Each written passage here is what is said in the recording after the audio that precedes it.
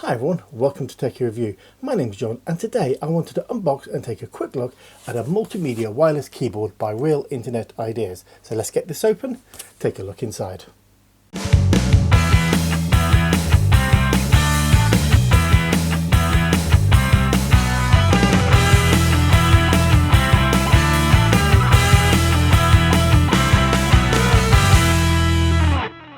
Having a quick look around the box, on the back we've got a guide with the main features. Inside the box we've got a user manual, frequently asked questions, quick guide, USB extension cable and the keyboard itself.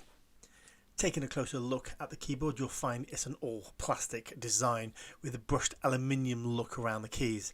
Now while I did find a bit of charge in the actual battery, it does say to charge for about 3 hours to get a full charge out of the battery. On the right of the trackpad we have the scroll selector. Also I found 2 fingers swiping up and down did the same thing, and at the bottom we have left and right mouse buttons.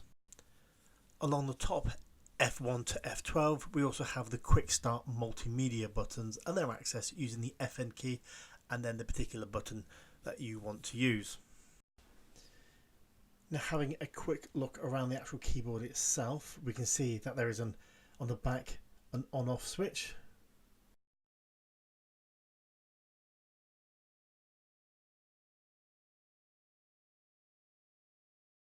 Underneath the keyboard we've got a bit of information about this particular keyboard. We've also got the trapdoor, which actually has the USB receiver for the keyboard and also the charging USB cable. I've currently got this keyboard plugged into my Shadow PC and it worked flawlessly, worked straight away, didn't have to do anything. Now if you're not sure what Shadow PC is, then I'll leave some links in the description below. If you want to try out Shadow, I'll also leave a discount code and you can get a bit of money off your first month's subscription.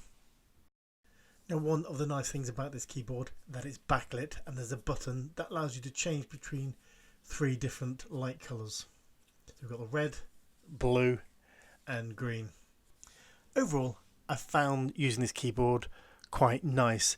Typing will take a little bit of getting used to, as obviously the keys are in a smaller area.